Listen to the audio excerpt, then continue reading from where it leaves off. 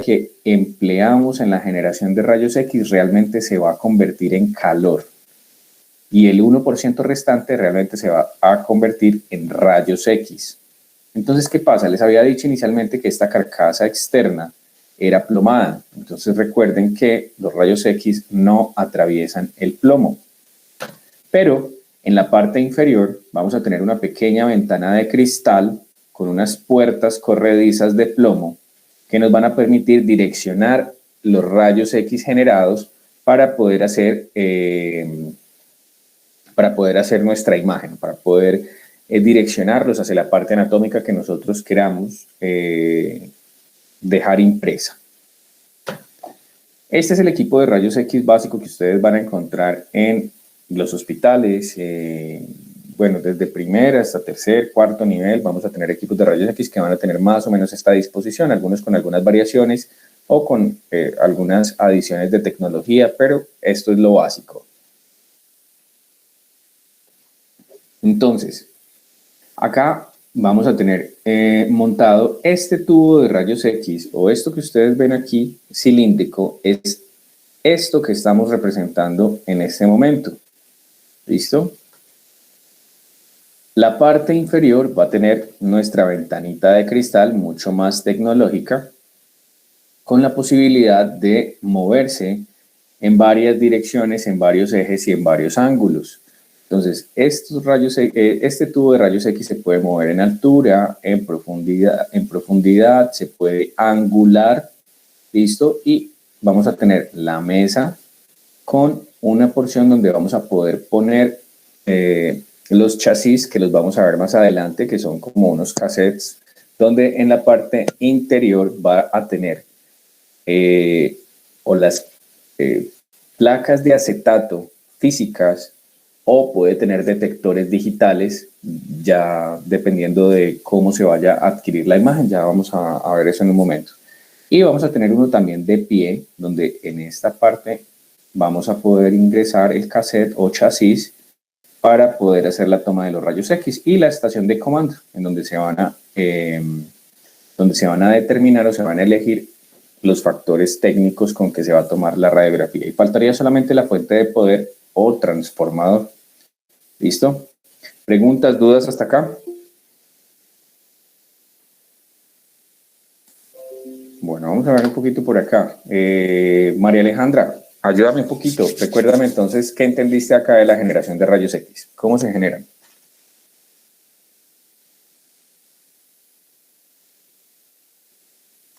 Hay varias María Alejandras. Ah, madre. La que se anime a hablar. No me sale con el apellido.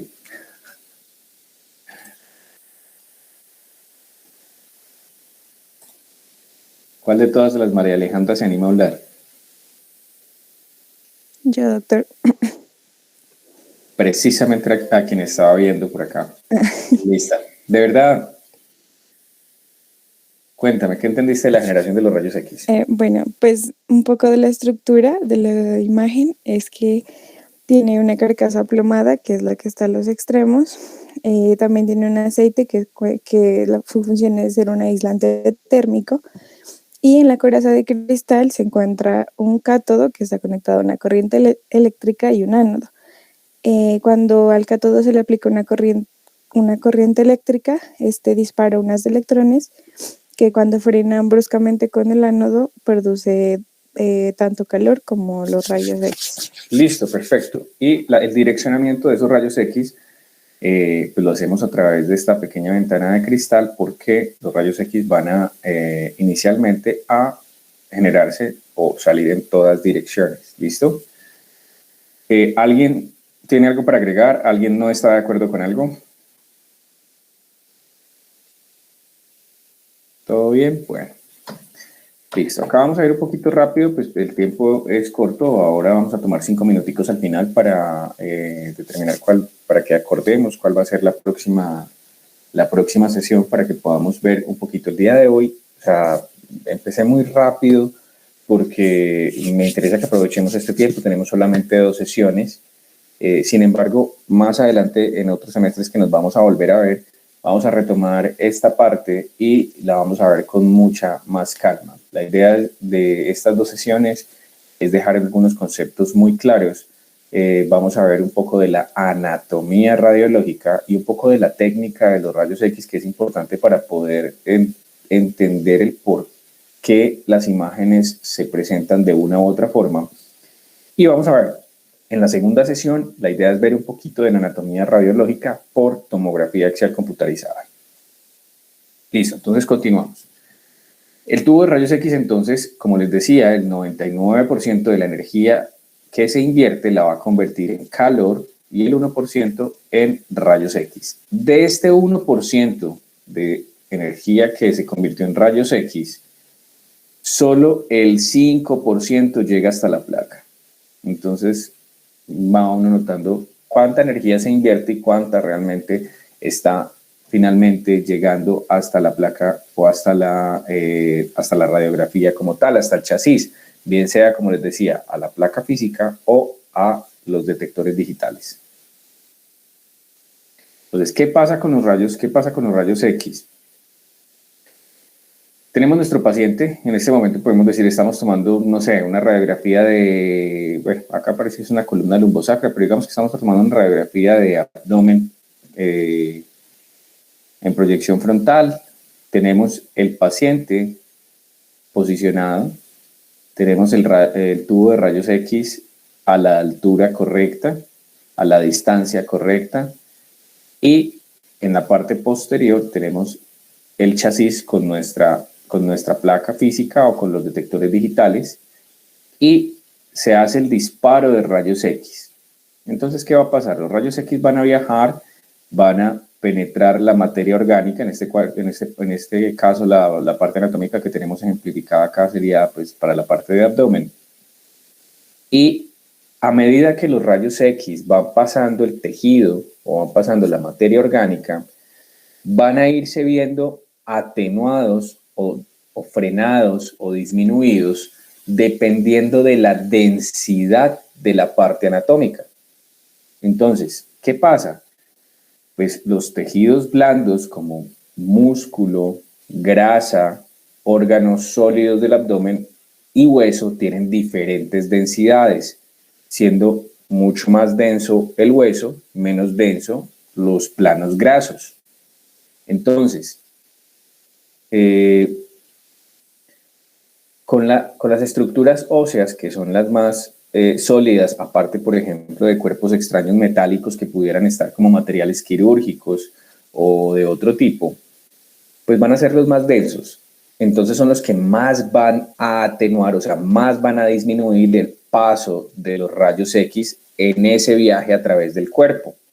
Entonces, si ustedes se lo pueden imaginar un poco, no va a ser lo mismo la cantidad de rayos X que va a llegar a un punto determinado de la placa cuando atraviesa las estructuras óseas que cuando atraviesa los tejidos blandos o los órganos, por ejemplo, sólidos del abdomen. Entonces, esa diferencia de densidades de los componentes orgánicos es la que nos va a dar la diferencia de densidades representada en la radiografía. ¿Listo? Entonces, finalmente el 1% solamente de esos rayos X aplicados pues van a llegar hasta la placa. ¿Cuáles son las propiedades de los rayos X que tenemos que tener en cuenta? Producen una luminiscencia, producen un efecto fotoquímico y un efecto fotográfico. Digamos que estos son los más implicados en la parte de la generación de la imagen propiamente dicha. Pero habíamos hablado que penetran la materia orgánica.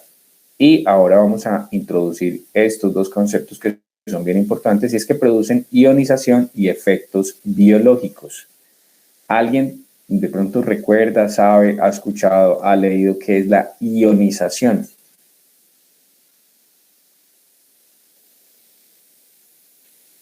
Buenos días, doctor. Miguel, ¿cómo estás? Cuéntame.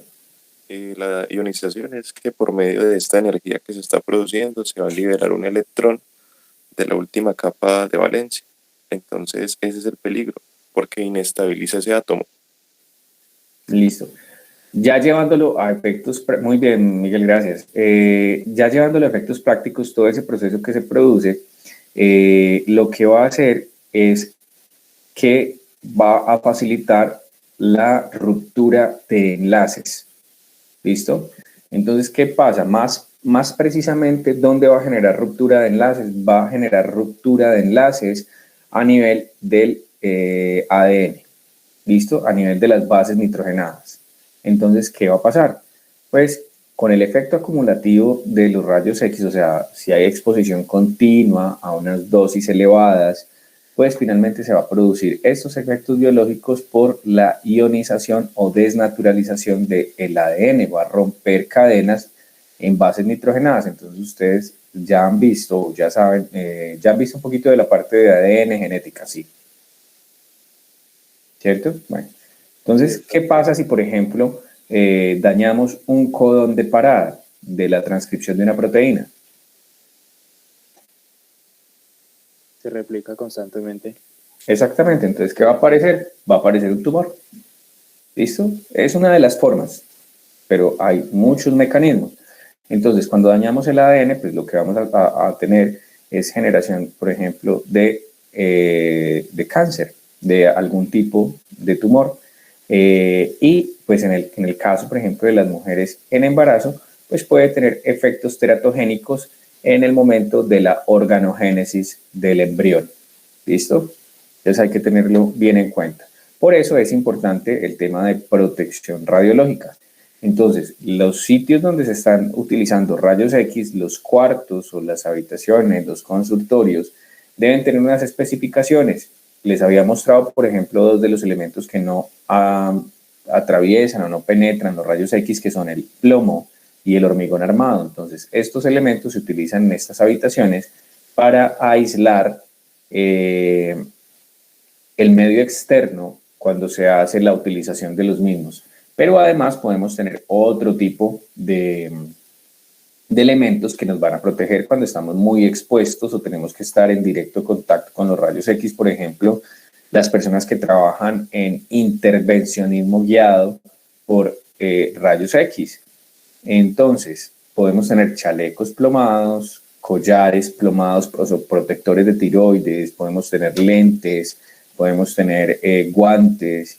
Y en el caso de los niños, pues cobra muchísima importancia todo el tema de protección radiológica, porque la idea es siempre ser racionales con el uso de los rayos X. Entonces, la idea es que siempre sean con indicación diagnóstica, con sentido lógico, y recuerden en los niños los protectores gonadales para, por ejemplo, los exámenes o los estudios que se van a realizar. Y pues obviamente para ustedes como personal de salud, ustedes van a estar, bueno, ahora como estudiantes, después como internos, después como médicos, pero muchas veces van a tener o les van a pedir en algún momento que acompañen los pacientes a los estudios, por ejemplo, de rayos X o tomografía, sobre todo cuando están un poco agitados o cuando no pueden movilizarse correctamente. Y ustedes entonces en ese momento van a recordar que por allá en circulatorio, cerca a un examen, a las 6 de la mañana les dijeron que ustedes podían pedir un chaleco plomado y un protector de tiroides. Eso para ustedes protegerse. ¿Por qué? Porque en la parte de salud, a ver, si uno como familiar va una vez y acompaña a su paciente o a su familiar para un estudio, pues no va a haber mucho problema. ¿Listo? Porque como les dije al principio, es un tema de un efecto acumulativo. Pero ustedes, si están, por ejemplo, como internos, si están haciendo turnos constantes o como médicos ya graduados y cada turno les están pidiendo que acompañen a un paciente porque estaba, no sé, bajo los efectos del alcohol o porque estaba con un trauma y estaba un poco agitado y lo están acompañando dentro del examen, pues va a ser una exposición continuada. Entonces ustedes pueden pedir los elementos de protección. Lo mismo les va a suceder, por ejemplo, cuando lleguen los estudios portátiles. Entonces, pacientes, por ejemplo, que están en el área de hospitalización o en el área de cuidado intensivo, que no se pueden movilizar correctamente, entonces el técnico de rayos X va a ir con el equipo de rayos X portátil y generalmente antes de hacer el disparo, ellos informan, avisan que van a hacer el disparo y las personas se deben retirar de la zona. Pues entonces tengan cuidado y tenganlo en cuenta cuando vean el equipo de rayos X portátil, estar pendiente al aviso del técnico para que ustedes puedan retirarse y así no estar expuestos a los rayos X. ¿Listo? ¿Preguntas, dudas hasta acá?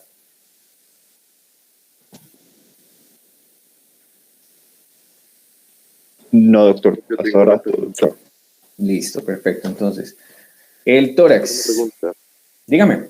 una pregunta. En el caso de los niños, ¿hasta qué edad se usan los protectores gonadales?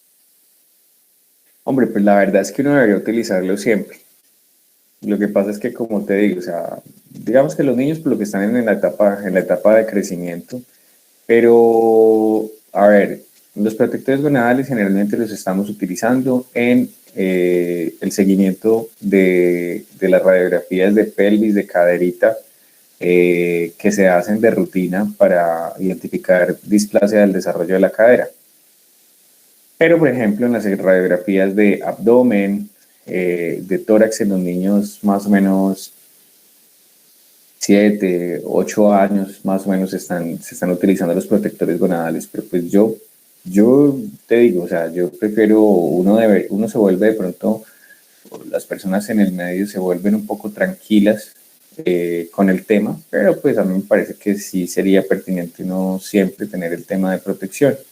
Eh, si, por ejemplo, en un sitio van a hacer una radiografía que solamente necesita exponer pues, un bracito, podrían existir este tipo de chalecos. No existen en todos los sitios, porque como te digo, pues no es una exposición continuada, pero, pero sería lo ideal, o sea, sería lo ideal, sería un poco utópico tal vez, pero siempre sería bueno tener todo el tema de protección. Digamos que la protección, digamos, no hay una edad en donde eh, sea en balde o sea en vano que la vayas a utilizar. Listo, doctor. Muchas gracias. Ah, ¿por algún motivo en particular la pregunta? ¿Algún caso que tenías en particular? No, no, solo que pues me llamó la atención, por ejemplo, pues yo personalmente nunca he visto un protector gonadal. Pues, pues no sé, intenta uno imaginarse que es como una especie de un cinturón, por ejemplo, No, en el caso míralo. de las niñas, Está o es aquí. todo como un delantal. No, míralo. Si estás viendo mi pantalla. Sí, señor. Listo. Estos son los protectores gonadales. ¿Listo?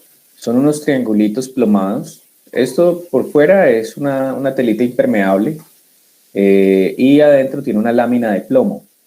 Estos son triangulares. En el caso del niño se ponen sobre el pene y los testículos y en el caso de la niña se pone a nivel de la pelvis donde teóricamente está la zona de los ovarios. ¿Listo? Entonces simplemente va a llegar los rayos X hasta allí y no van a poder penetrar hacia esas áreas. Los rayos X no hacen curvas, los rayos X van en línea recta. ¿Listo? Entonces, eh, pues eso va a hacer que se protejan un poco ovarios y testículos. Listo, doctor. Muchas gracias. Ya los chalequitos son como estos que tienen los niños acá o los delantales que que tiene esta niña, que también pudieran servir como, pues obviamente, protectores gonadales más amplios. Y en el caso de las personas que están trabajando dentro de los servicios, se pueden utilizar este tipo de chalecos que van a proteger tórax, abdomen y pelvis.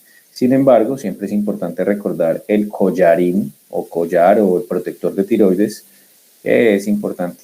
Igual hay otros elementos. Bueno, vamos a conocer voces por acá. Andrea Arango. Andrea, ustedes ya están Buenos días, terminando. doctor. Buenos días. Ya están terminando, ustedes ya están duchos, ya son expertos en tórax a estas alturas del partido. Sencillo, ¿cuáles funciones recuerdas que tiene el tórax? En la función respiratoria, Listo, ayuda, tiene una función en el proceso de respiración. ¿Qué más? también para como protección de los órganos, Sí, perfecto, una función de protección. ¿Qué más?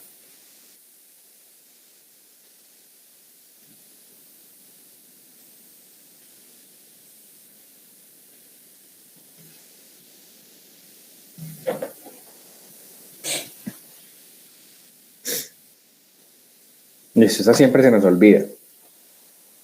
Tranquila que siempre se nos olvida. Las tres funciones, digamos, grandes que tiene el tórax, pues van a ser, interviene en el mecanismo de la respiración, protección de órganos vitales y conducción de grandes vasos hacia el cuello, hacia el abdomen, o sea, hacia la porción superior, hacia la porción inferior y de regreso hasta el corazón.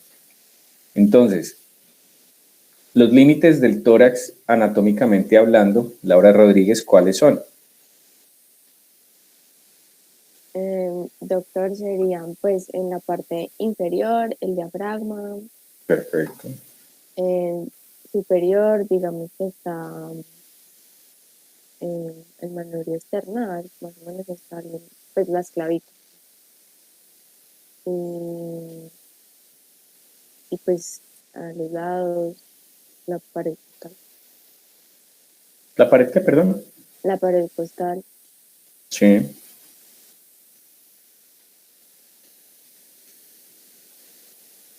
¿Y qué más límites anatómicos tenemos?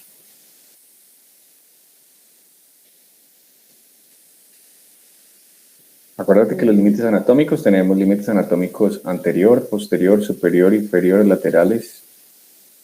Anterior, el esternón. Ujú. Posterior, pues las vértebras torácicas. Ujú. Y ya. Listo. ¿Quién tiene algo para agregar?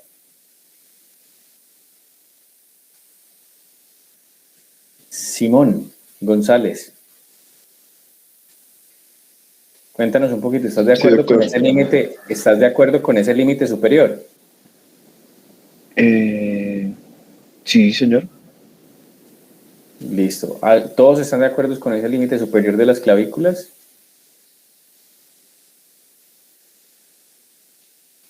Doctor, ¿no sería el opérculo torácico?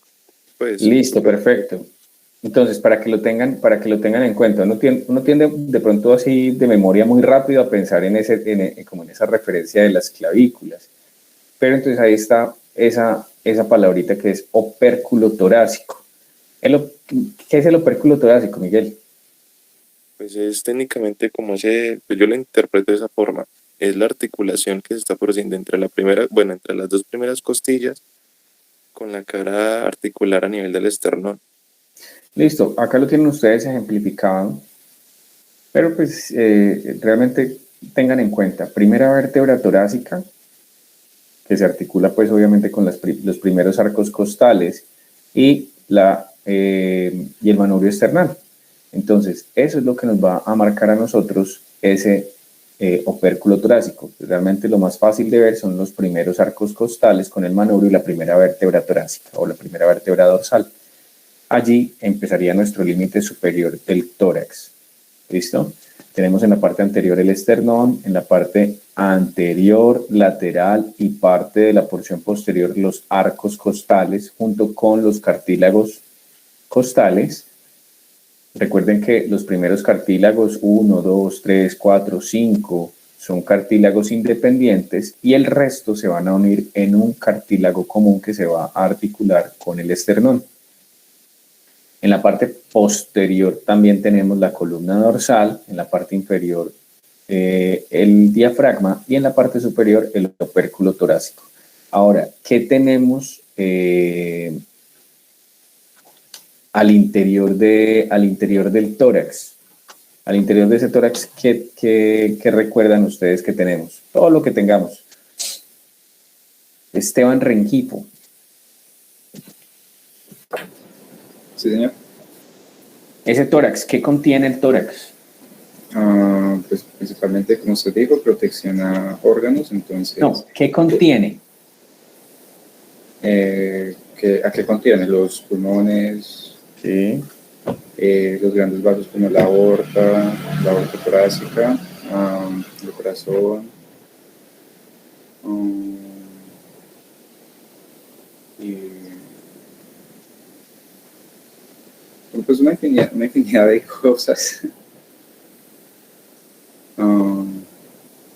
Las ramitas de la aorta. ¿Cómo podríamos dividir eso? es verdad, tiene muchas cosas, pero ¿cómo podríamos entonces dividirlo allí? ¿Cómo podría verlo? En mediastinos, Listo. exterior. Entonces, no, tranquilo, no nos vayamos hasta allá. ¿A qué me refiero? Ustedes cuando tienen el tórax pueden decir, mire, básicamente, ¿qué tenemos? Podemos tener dentro de la cavidad torácica las pleuras, los pulmones y el mediastino. ¿Listo? Y ya desglosar a partir de ahí cuáles son las estructuras que hay en cada uno de ellos. Ya más adelante divide uno el mediastino y puede pues hacer el desglose de cuáles son las estructuras que hay en cada uno de ellos. Pero bueno, a grandes rasgos tenemos esto. Tenemos pleuras, pulmones, mediastino. ¿Listo? Entonces, las pleuras, ¿cuántas pleuras tenemos? Dos, doctor. Listo, dos. ¿Cuáles?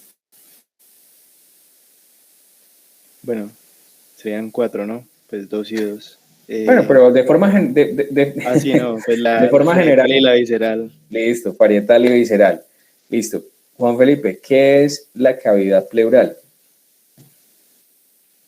Es un espacio virtual ubicado entre ambas pleuras. Listo, perfecto. ¿Por qué se dice que es un espacio virtual? Porque realmente está vacío. No tiene, bueno, no suele tener como un contenido propiamente dicho.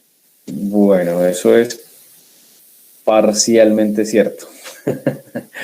El tema no es que esté vacía. La cavidad pleural tiene líquido, pero tiene líquido o sea, es muy poco. Realmente las pleuras, si estuviera vacío, estarían pegadas. Tiene un líquido que permite que una pleura deslice sobre la otra. ¿Listo? Para ayudar o facilitar el movimiento de la expansión de los pulmones en el momento de la inspiración y la retracción en el momento de la expiración. ¿Listo? ¿Y por qué? O sea, falta un pedacito allí para el concepto de por qué sería una cavidad virtual. O sea, está bien la definición, y esa es la definición que a todos nos dice un espacio virtual, pero ¿por qué? Porque así permanece en todo momento, no varía. Y pues tiene una... Técnicamente se puede decir que tiene como un vacío. Bueno, otra vez quedamos como ahí parcialmente cierto. Bueno, no vamos a alargar mucho en esto. Me gusta mucho estas preguntas le gustan a todos los profesores.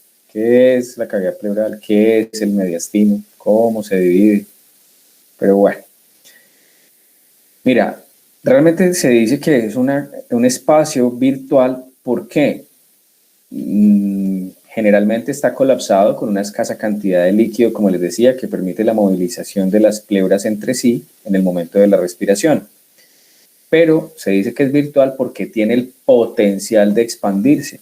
O sea, potencialmente puede ser ocupada.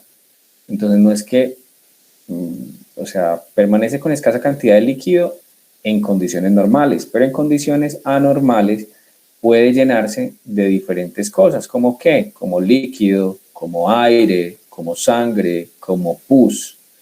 ¿Listo? Entonces podemos tener el derrame pleural, podemos tener el hemotórax, podemos tener el piotórax, podemos tener el hemotórax. Entonces, ella tiene la capacidad de volverse una cavidad real en el momento que está ocupada por alguno de estos contenidos. ¿Listo? Y pues producir algunas alteraciones que ya en otro momento veremos. Entonces, vamos a preguntarle por acá. Laura Rodríguez, ya le preguntamos, ¿no? Laura, buenos días, cuéntame. Sí, doctor, Entonces, ya me ¿qué pregunté sería? ¿Sí? límites del tórax. Bueno. No, pero entonces ayúdanos de todas maneras. El mediastino. Concepto de mediastino. ¿Qué es el mediastino? Pues sería como esa región, pues en el tórax, donde pues uno la divide ubicar como los órganos, entonces en superior, inferior, y creo que es el inferior, el que se divide en anterior, medio y posterior. Bueno, ¿alguien tiene algún otro concepto de qué es el mediastino?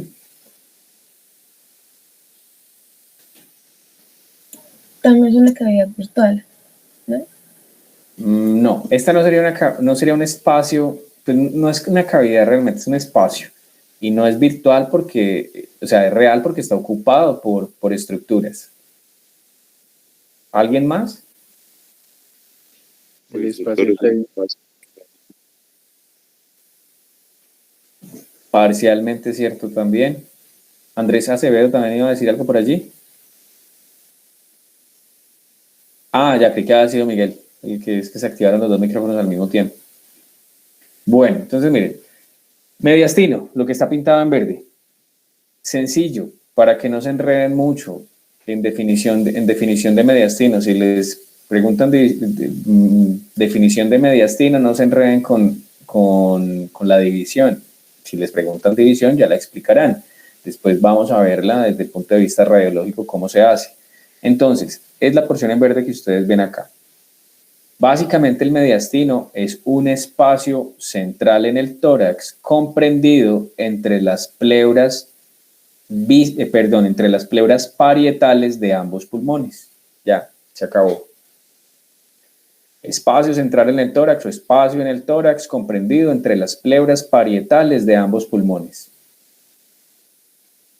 Eso es una definición grande, sencilla de mediastino.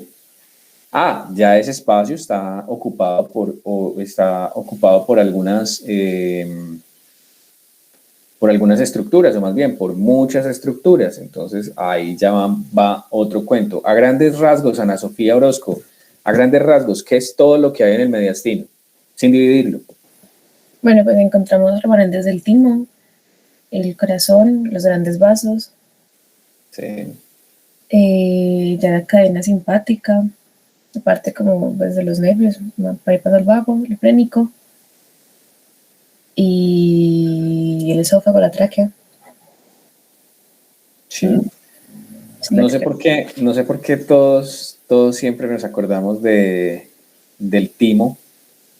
Y sí, no está mal. O sea, en el caso de los niños, el timo está presente, pero el timo tiene un proceso de involución. Pueden existir remanentes o no existir remanentes en la mayoría de las personas, pero siempre me causa curiosidad que siempre se nos queda como muy grabado el tema del timo en el mediastino. Bueno, acá, digamos, grande, siempre tenemos que acordarnos de qué hay en el timo. El corazón.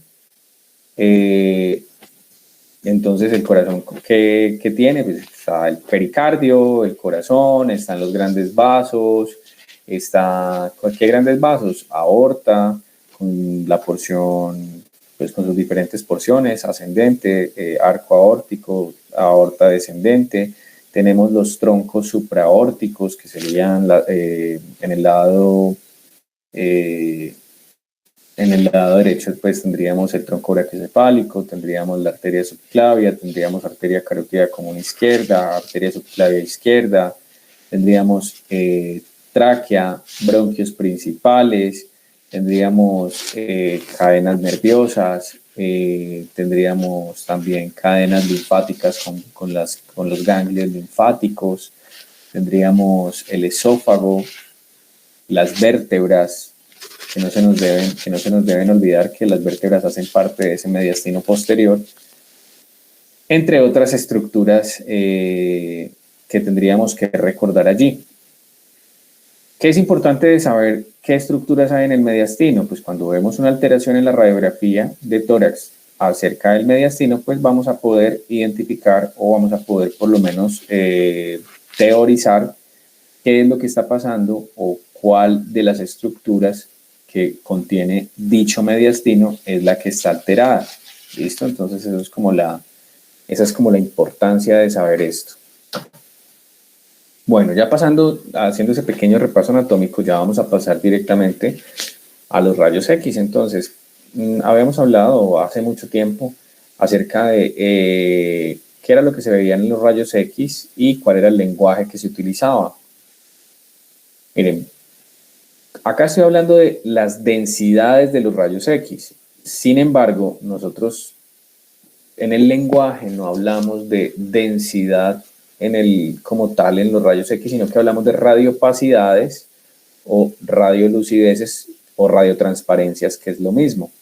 En correspondencia con que todo lo blanco va a ser opaco, todo lo negro va a ser radiolúcido o radiotransparente. Pero digamos que generalmente podemos hablar de 5 densidades que se pueden ver en los rayos X de tórax. Entonces vamos a tener la densidad aire, la grasa, agua, calcio y metal. ¿Listo? Aclarando que esta metálica pues es generada por la presencia o de cuerpos extraños o de dispositivos médicos. Entonces, ¿dónde estaría representada la densidad aire, Esteban?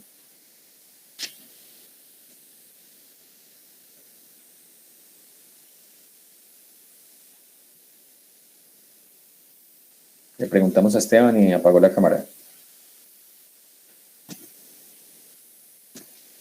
Ya olvidó. Doctor, los pulmones, por ejemplo. Listo, en los pulmones, ¿dónde más?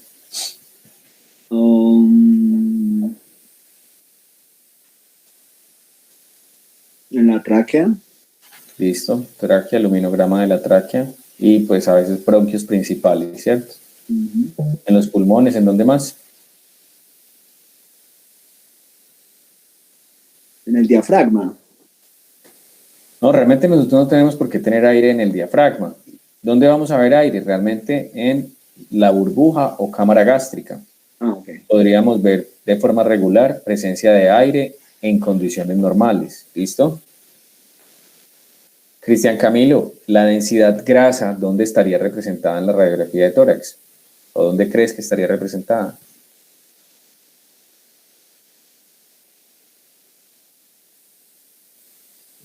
Buenos días, doctor. Buenos días.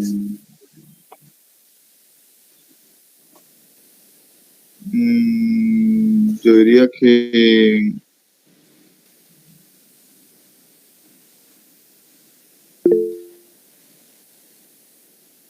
en los músculos, bueno, en las interfaces de los músculos. Bueno, sí, parte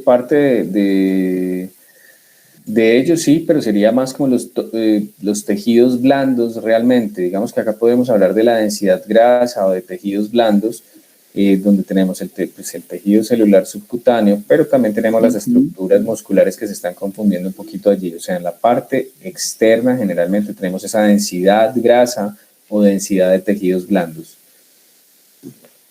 La densidad calcio, pues fácil, esa es la más sencilla de deducir de todas, que es las estructuras óseas que vemos en el tórax, toda la reja costal, parte de la columna, clavículas, escápulas y parte de los húmeros, siempre y cuando se puedan ver.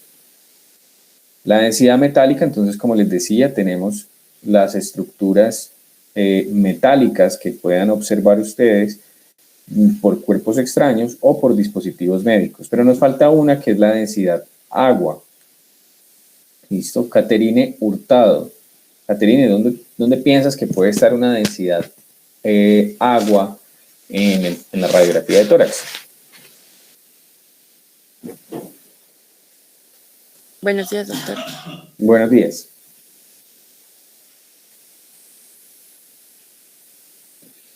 Doctor, de pronto podría ser pues si encontramos líquido pericárdico o... En condiciones normales, ¿dónde crees que pudiera estar?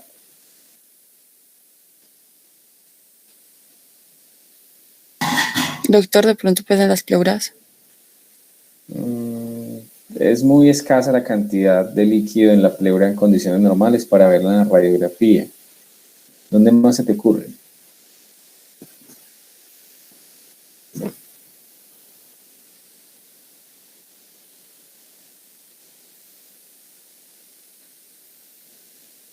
¿A alguien se le ocurre algo? Doctor, en la cámara gástrica. No, realmente la cámara gástrica digamos que nos limitamos nosotros realmente vamos a ver el aire representado de la parte del fundus. ¿No? Doctor, en el corazón. En el corazón. Y los músculos. No, en los músculos no tanto. Entonces, o no tanto, no. Realmente la densidad de agua, piénsenlo, se refiere a qué tenemos líquido en el tórax en ese momento, pues tenemos la sangre que está en el corazón y los grandes vasos. Entonces, digamos que la densidad agua estaría representada un poco más por las estructuras cardíaca y grandes vasos. ¿Listo? Eso para tenerlo un poquito en cuenta. Igual ese casi siempre uno pasa un poquito de trabajo para deducirlo, recordarlo. Entonces, recordemos que todo lo blanco en la radiografía lo vamos a ver o lo vamos a denominar radio opaco y todo lo negrito lo vamos a denominar radio lúcido o radio transparente. ¿Listo? Allí como recorderis. Entonces, el tórax realmente la base de todas las imágenes o la base de la interpretación de todas las imágenes en imágenes diagnósticas es el reconocimiento anatómico. Ustedes ya tienen una base importante que es la anatomía del tórax, ya la han estudiado, la han visto, se la saben al derecho y al revés. Entonces ahora la idea es ver en estas estructuras o ver en la representación de la radiografía a qué estructuras anatómicas corresponde. ¿Cuál es el problema? El problema de la radiografía es que estamos viendo en una imagen bidimensional una estructura que es tridimensional. Entonces, me explico. Por ejemplo, en la línea media, de anterior a posterior, ¿qué estructuras tenemos?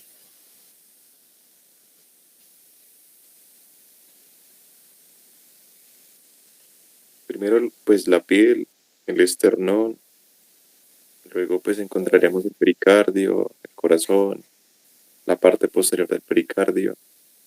Encontraríamos el esófago porque la aorta está un toque hacia la izquierda. Bueno, pero tendríamos antes de eso tráquea. La tráquea. Sí, la tráquea, el esófago, pues estaría lateral a la aorta, un poquito. Y posterior ya estarían los ligamentos y pues los cuerpos vertebrales. Y pues lateral los sistemas ácicos y las cadenas simpáticas.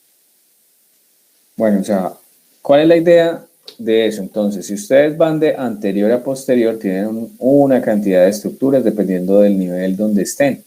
Entonces, así como dices, piel, tejido celular subcutáneo, estructuras óseas, pulmón, corazón, grandes vasos, tráquea, esófago, más pulmón, vértebras, músculos, tejido celular subcutáneo, piel. ¿Listo? Entonces, todas esas estructuras que ustedes tienen en profundidad están representadas o están solapadas una sobre la otra, por ejemplo, en la radiografía frontal. ¿Listo? Entonces, ese es el reto que se tiene, aunque pues contamos con la posibilidad de hacer radiografía en dos proyecciones, frontal y lateral. Ese es uno de los objetivos de siempre valorar la radiografía en dos proyecciones como mínimo. Y no solamente aplica para el tórax, aplica para todas las partes anatómicas, porque vamos a tener el mismo inconveniente en todas las radiografías. Entonces, supongamos, por ejemplo, veamos este marcapasos. Este marcapasos lo vemos proyectado sobre el campo pulmonar izquierdo. Entonces, cuando yo digo proyectado, quiere decir que no estoy diciendo que está dentro del campo pulmonar. Estoy diciendo que está proyectado en el campo pulmonar. O sea, que pudiera estar en cualquier sitio. Cuando yo voy a revisar, pues ya digamos que lo sabemos, que no está dentro del tórax, sino que está fuera del tórax. Pero cuando yo voy a revisar, entonces puedo observar que ese marcapasos no está dentro del tórax, sino que está afuera en el tejido celular subcutáneo, en un bolsillito que le crean, y no tiene representación en el resto de la profundidad del tórax. Por ejemplo, si yo tuviera, no sé, un cuerpo extraño, un proyectil de arma de fuego, o tuviera una masa, por ejemplo, un tumor, y yo lo veo en esta porción, entonces yo inmediatamente voy a la lateral, porque yo viéndolo solamente en la proyección frontal no puedo saber si está aquí, si está aquí, si está aquí, si está aquí o si está aquí. ¿Listo? Esa es la idea. Entonces, ¿qué tenemos en el tórax? Como ustedes habían dicho, en el tórax vamos a tener diferentes estructuras en los límites. Entonces vamos a tener todos los arcos costales, la reja costal, pulmones, diafragmas, mediastino. Entonces, por ejemplo, vamos a acordarnos un poquito de la anatomía y vamos a hacer este ejercicio. Andrés Acevedo, Andrés, ayúdame un poco. ¿Qué crees que conforma el límite superior derecho del mediastino? ¿Qué estructura anatómica lo compone principalmente?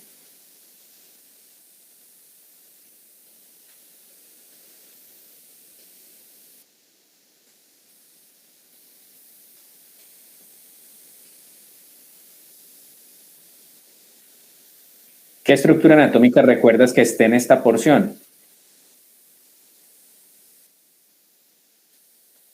Bueno, el bronquio es este. Si lo puedes observar, venimos siguiendo la tráquea, tráquea, tráquea, carina, bronquio derecho. Pero ¿qué recuerdas qué estructura puede estar formándonos este contorno? Como lo estoy señalando.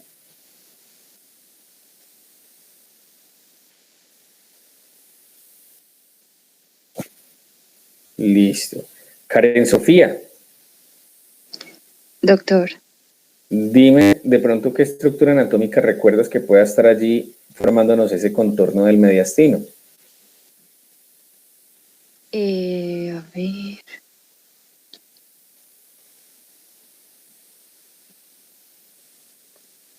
Estoy pensando, doctor.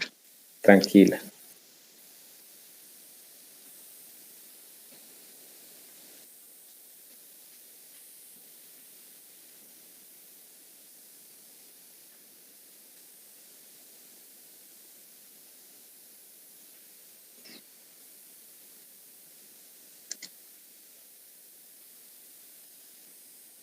No sé, doctor.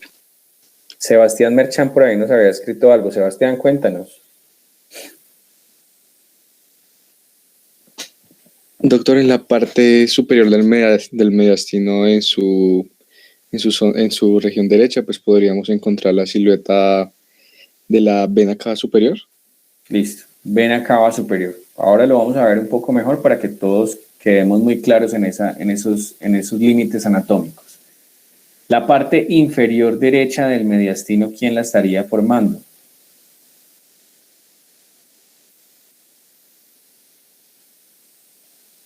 ¿La vena cava inferior?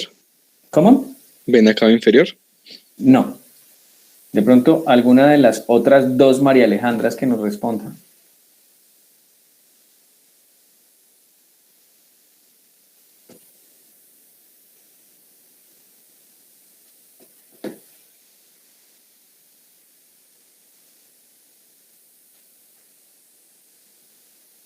Se nos perdieron las María Alejandras.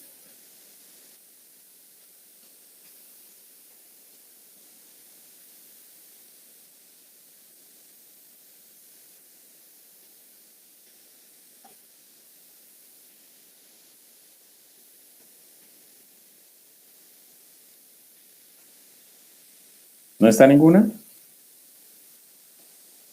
Vamos por acá, Natalia Cardona. Natalia, el límite o el contorno, más bien, contorno inferior derecho del mediastino, ¿quién estaría formando en la proyección frontal?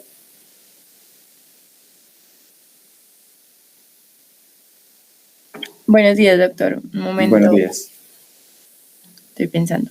¿Qué se te ocurre?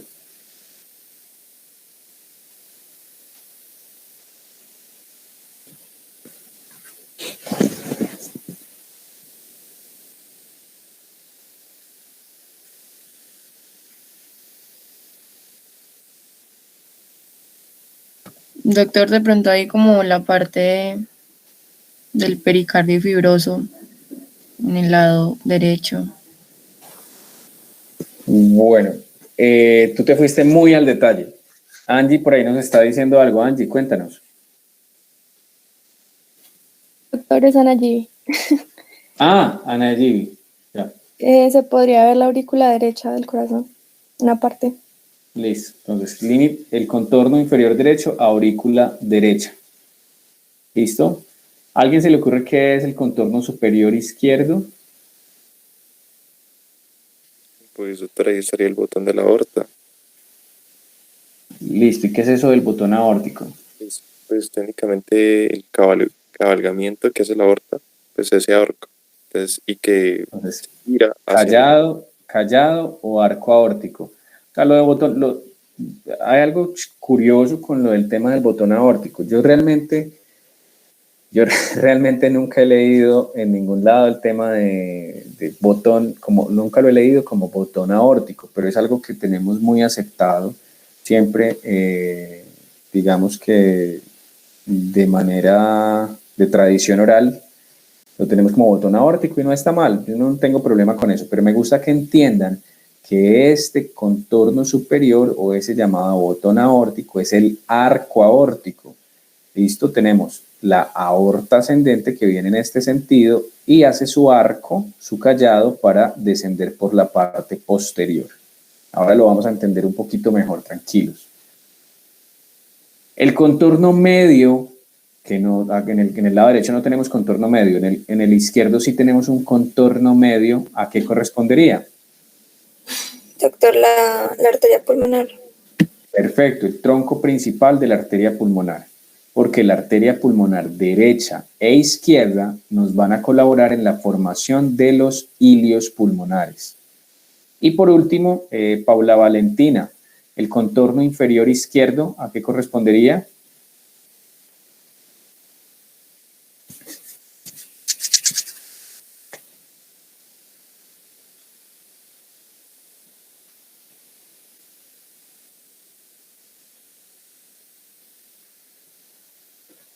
¿Paula está por ahí? Sí, doctor, pues no sé, el ventrículo izquierdo Listo, ventrículo izquierdo. o el ápex podría ser. No, está bien, contorno del ventrículo izquierdo. Entonces, ¿qué pasa? Me encanta esta imagen. Esta imagen pues, no es mía, pero a mí me encantó esta imagen porque realmente le explica a uno qué es lo que está viendo allí en ese mediastino, como para que no se le olvide a uno. Y pues ya teniendo por lo menos el conocimiento de cuáles son las estructuras que están conformando esos contornos mediastinales, pues ya vamos a tener la posibilidad de analizar qué es lo que está pasando cuando vemos algo anormal en el mediastino. Entonces, como les decía, contorno superior derecho, entonces miren cómo tenemos dispuesta la vena cava superior, es la principal estructura anatómica que vamos a tener representada en ese contorno superior derecho. Principal estructura anatómica, ¿listo? Me pueden decir, pero es que un poquito del tronco brachiocefálico también está allí. Sí, claro, sí, también está un poco superpuesto parte del tronco brachiocefálico. Observen cómo se va disponiendo. Pero la principal estructura, observen, del contorno superior derecho del mediastino es la vena cava superior. El corazón, recuerden ustedes que es algo así como una forma de pirámide invertida. No sé si ustedes tuvieron práctica de anfiteatro.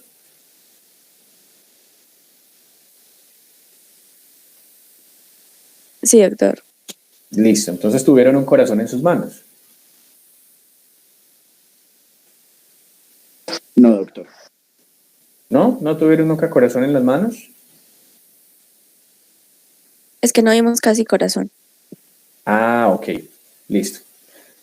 Bueno, entonces imagínense el corazón, yo me acuerdo muchísimo de esa parte, allí entendí un poco cómo estaba dispuesto en la práctica precisamente de anfiteatro, y me acuerdo que el profesor nos decía, precisamente tomen el corazón en sus manos, van a colocar la parte ancha, la base hacia la parte de atrás, lo van a colocar en la palma, vamos a ver si acá, lo van a colocar en la palma de su mano, y lo van a inclinar hacia la izquierda.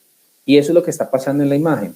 Entonces tenemos la parte ancha, o la base de esa pirámide hacia atrás y lo tenemos orientado con el vértice hacia la izquierda. Entonces, ¿qué va a suceder? Vamos a tener en el contorno derecho la aurícula derecha. ¿Listo? El contorno inferior derecho de ese mediastino va a ser el contorno de la aurícula derecha. Recordemos entonces que las bases o la base de ese corazón va a estar representado por las aurículas y la parte anterior va a estar representado por los ventrículos. Entonces, en la radiografía de tórax vamos a tener el contorno inferior derecho formado por el borde de la aurícula, el contorno inferior izquierdo por el ventrículo izquierdo. Pero quiero que noten algo acá. La porción central de la sombra de ese corazón, o sea, esta porción central, la más grande de la sombra de ese corazón en la radiografía, va a estar representado por el ventrículo derecho. ¿Vamos bien hasta allí? ¿Alguien tiene alguna duda?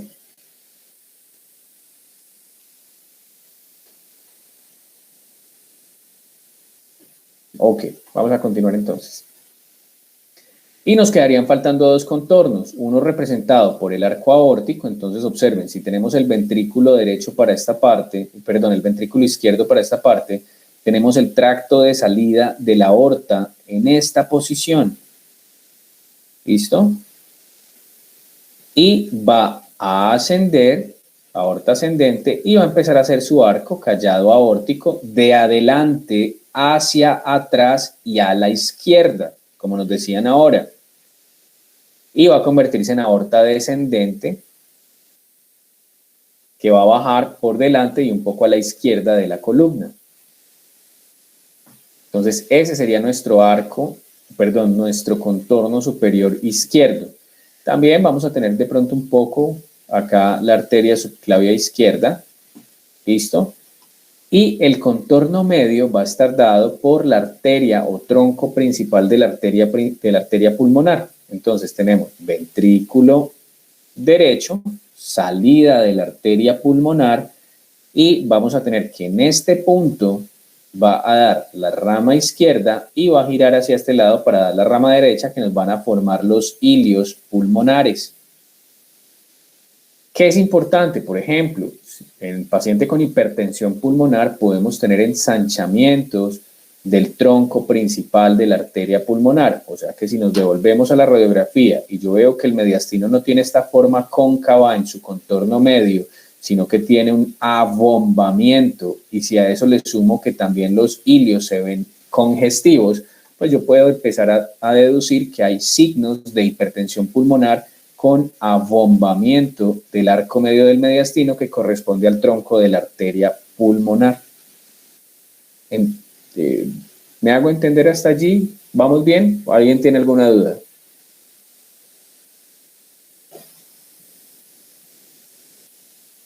Listo.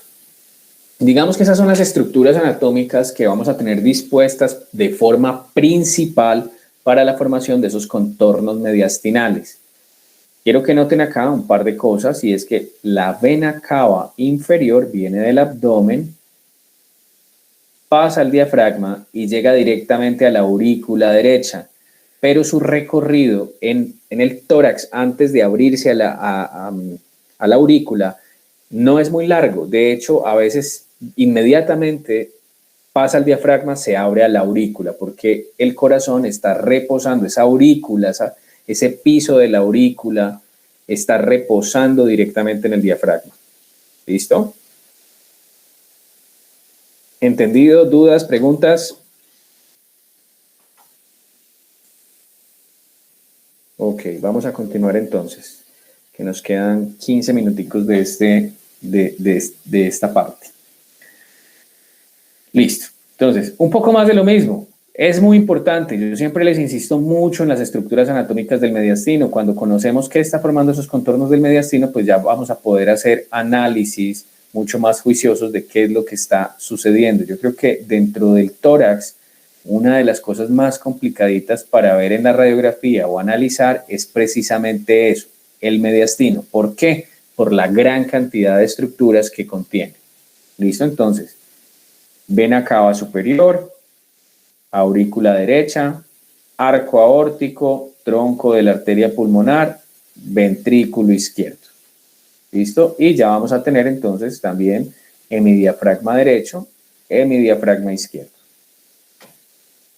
En la radiografía lateral, ¿cómo va a estar dispuesto esto? Entonces, ya habíamos dicho, las bases, o sea, la región posterior del corazón va a estar representado por las aurículas. Entonces, el contorno posterior va a estar representado por aurículas y el contorno anterior va a estar representado por ventrículos y pues vamos a tener también la aorta, el contorno de la aorta ascendente. Si ustedes se fijan por acá, alcanzamos a ver un poquito del callado o arco aórtico.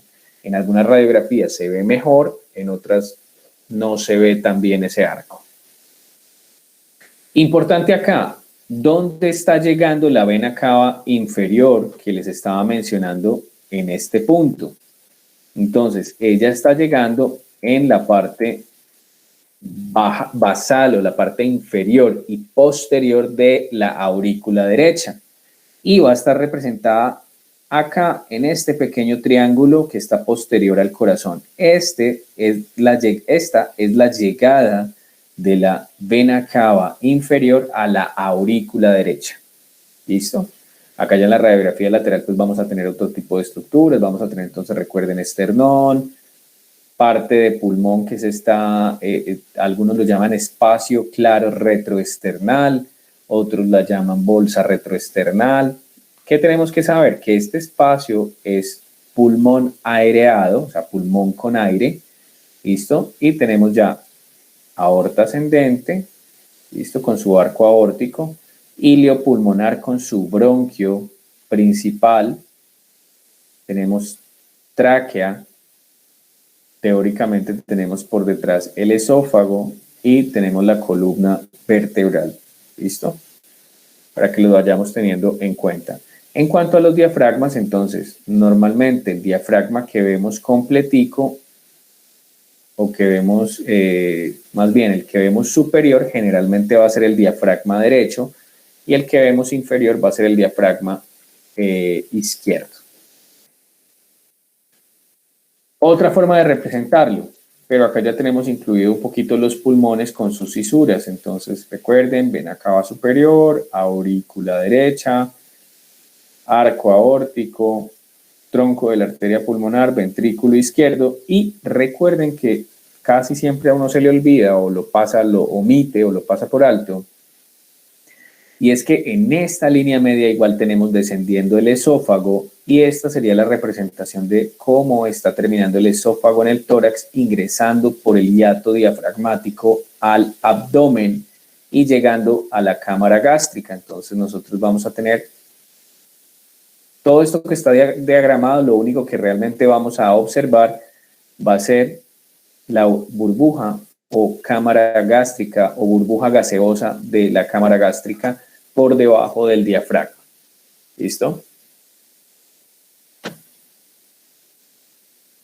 Acá importante en el mediastino, la determinación del índice cardiotorácico. Entonces, hay diferentes formas de determinar el índice cardiotorácico. ¿Alguno recuerda alguna? Pues, doctor, la que yo conozco es la de la fórmula que se representa en una diapositiva, que lo objetivo es determinar pues, si hay cardiomegalia y que el valor debe ser menor a 0,5. ¿Alguna otra forma? ¿Objetiva o subjetiva?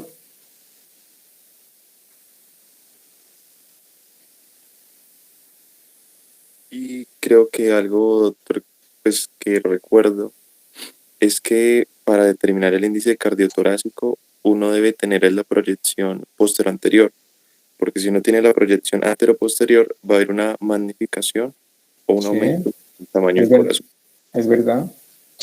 Bueno, esta fórmula es la más utilizada. ¿Qué es lo que se hace? Esta fórmula lo que hacemos es determinar cuál es la línea media a través de los procesos espinosos que se logren ver de la columna. Listo, y ya una vez teniendo la línea media, entonces vamos a ver el extremo derecho de la silueta cardíaca a la línea media, lo vamos a medir. Y vamos a medir nuevamente de la línea media al extremo del contorno izquierdo de la silueta cardíaca. Posteriormente, entonces vamos a determinar en la parte basal cuál va a ser el diámetro mayor del tórax en transverso y vamos a aplicar esta fórmula. Entonces, A más B sobre C. Y el valor debe ser de 0.5, algunos dicen que máximo 0.55. ¿Qué quiere decir eso en fines prácticos? Ese 0.5 está representando el 50%, o sea, que el corazón debe ocupar máximo un 50% de la cavidad torácica. Para fines prácticos es que el corazón debe ocupar hasta la mitad del diámetro del tórax, no más. ¿Listo? Entonces, algunos que no se complican con A más B, no, toman el extremo derecho y miden hasta el extremo izquierdo y lo dividen sobre el diámetro del tórax. Otras. Dime, Ana Gibi, ¿se te abrió el micrófono o estás preguntando? Es que se prendió el micrófono. Ah, ok. Listo. Entonces, ¿quién más va? Esteban se ríe. Listo. ¿Qué más? Bueno, ¿qué más se puede hacer? Entonces, retomando acá un poco. Algunos entonces aplican la fórmula tal cual, otros simplemente miden el extremo derecho al extremo izquierdo y lo dividen sobre el diámetro total, o simplemente algunos lo hacen de forma subjetiva. ¿Cuál es la forma subjetiva? Pues simplemente ver que este corazón quepa al menos 2 veces en el tórax. ¿Listo? Entonces yo puedo decir, ¿esta silueta cardíaca cabe al menos 2 veces en este tórax? Sí, cabe hasta 3 o 4 veces en ese tórax. Entonces no hay cardiomegalia. ¿Listo? Digamos que la medida muchos la hacen cuando es muy dudoso si realmente hay cardiomegalia o no, o cuando el caso lo amerita. Otros simplemente, pues yo he visto gente que simplemente coge un papelito, lo pone sobre la silueta cardíaca, le hace 2 líneas y lo pone después sobre el resto del tórax si tiene la radiografía física. Pero pues ahora hay mucho de radiografía digital, entonces pues es muy fácil tener herramientas para hacer una medición objetiva del índice cardiotorácico. Pero bueno, digamos que esta forma teórica de hacerlo es como la más aceptada. ¿Qué opinan de esta imagen? Creo que ya se las había mostrado alguna vez. Está remela, el man sabe leer. Exactamente, ¿cierto? Entonces, esta radiografía, así pienso yo que nos vemos todos cuando tomamos una radiografía física, que ya cada vez hay menos, y la vemos al aire. ¿Listo? La verdad es que esto no debería ser, no se debería hacer. Para empezar con la interpretación de la radiografía de tórax, pues realmente no deberíamos hacerlo al aire, ni en el famoso ventanoscopio que a todos yo creo que nos ha tocado en algún momento de rotación, aunque ustedes han lastimosamente tenido que padecer los efectos de pandemia y creo que han visto un poco reducido el tema de asistencia a las áreas de práctica en el hospital. Pero lo ideal es siempre verlo en un negatoscopio. Entonces, este negatoscopio, no megatoscopio como algunos de pronto lo llaman, es negatoscopio de negativo, ¿listo? Pues está diseñado con un acrílico que generalmente debe estar limpio y que tiene una luz suficiente para mejorar el rendimiento diagnóstico de estos acetatos en físico. ¿Por qué? Porque cuando lo vemos de esta manera, no tenemos la luz suficiente, tenemos distracciones visuales por detrás de la placa o por detrás de la radiografía, y eso puede hacer que omitamos detalles. ¿Listo? Puede hacer que omitamos cosas importantes a la hora de la evaluación de la radiografía. Digamos que así al aire para ver cosas grandes, está bien, sí, tiene un derrame pleural grandísimo, listo, está bien, pero para ver detalles de la radiografía no es lo ideal. Entonces, si ustedes tienen radiografías físicas, lo ideal es acostumbrarse a verlas en el negatoscopio, ¿listo? Aunque cada vez más se está haciendo radiografía digital y lo estamos viendo en las pantallas de los computadores. ¿Dudas, preguntas hasta acá?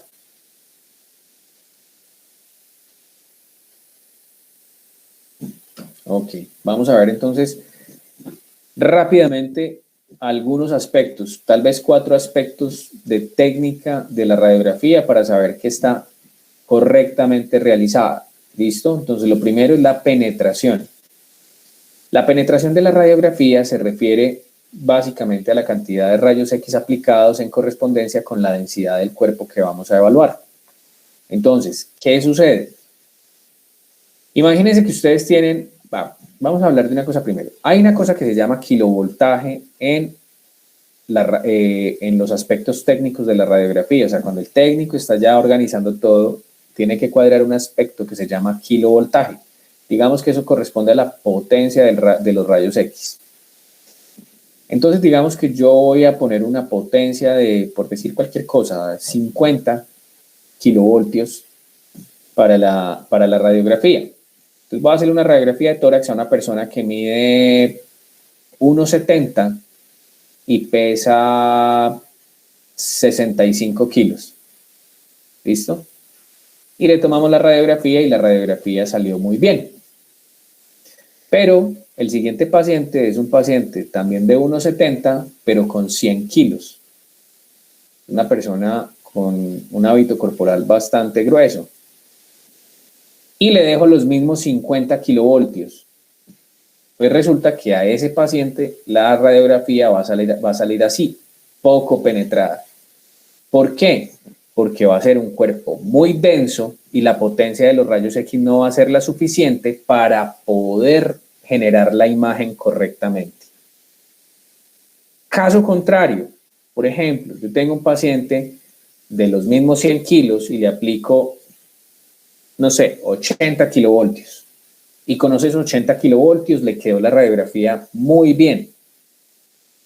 Entonces, si a una persona de la mitad del peso de una mujer de 50 kilos yo le aplico los mismos 80 kilovoltios, los rayos X van a tener mucha potencia y van a pasar derecho prácticamente hasta la radiografía y me van a dejar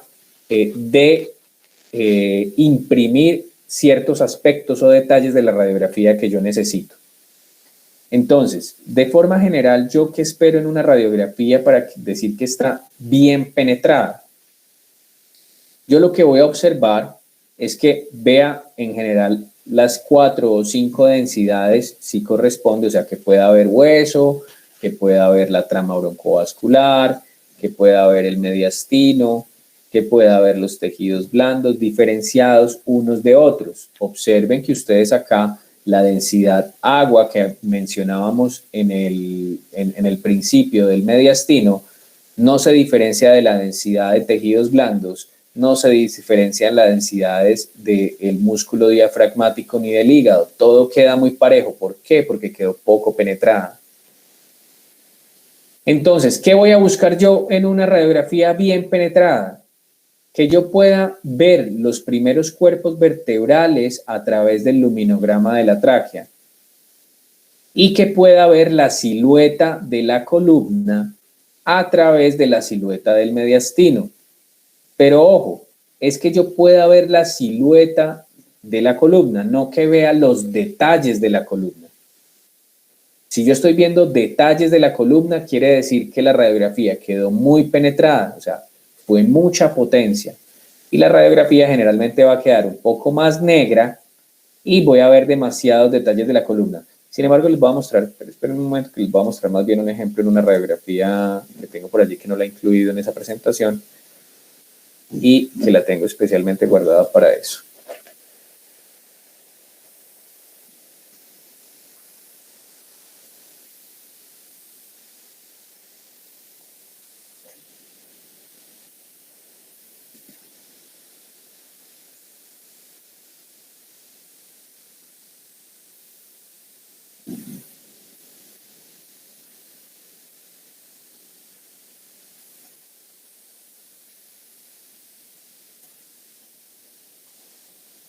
Todos están viendo mi pantalla, ¿me confirman, por favor? Sí, doctor. Listo, entonces observen esta, vamos a ver primero esta radiografía, vamos a ver si me pasa acá. Vamos a tomar esta radiografía como ejemplo. Por ejemplo, en esta radiografía, yo veo los primeros cuerpos vertebrales, no está lo mejor penetrada del mundo, pero pues veo los primeros cuerpos vertebrales a través del luminograma de la tráquea y veo más o menos la silueta de la columna, incluso puedo ver que tiene una escoliosis, ¿cierto? Y veo más o menos las densidades diferenciadas. Una radiografía que tiene una penetración, si no es óptima, por lo menos aceptable. Sin embargo, en esta radiografía que estamos viendo acá, yo ya no veo casi la silueta ni siquiera del mediastino. O sea, yo sé que acá está la silueta cardíaca, pero casi no veo la silueta del mediastino, no puedo delimitar sus contornos. ¿Por qué? Porque tuvo mucha penetración y yo estoy viendo ya los detalles completamente de los cuerpos vertebrales. Esta radiografía es una radiografía que tiene mucha penetración. ¿Listo?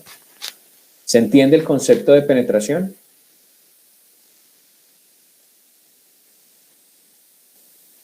Ok. Bueno, muchachos, creo que alcanzamos hasta ese aspecto técnico referente a la penetración. Creo que quedo en contacto con Esteban y nos vamos a poner de acuerdo para la siguiente sesión. Vamos a terminar esa parte de rayos X y vamos a ver un poco de lo de la anatomía respecto a la tomografía axial computarizada. Va a ser una sesión igual de 1 hora y media. Ya miramos si la podemos hacer, ojalá, el día lunes. ¿Listo? Muchas gracias, muchachos, que estén muy bien. Ya quedo entonces en contacto contigo, Esteban. Más tardecito nos charlamos y nos ponemos de acuerdo con el grupo a través de ti. ¿Listo? Listo, doctor, que esté muy bien. Muchas gracias. Hasta luego. Que tengan buen día. Hasta luego.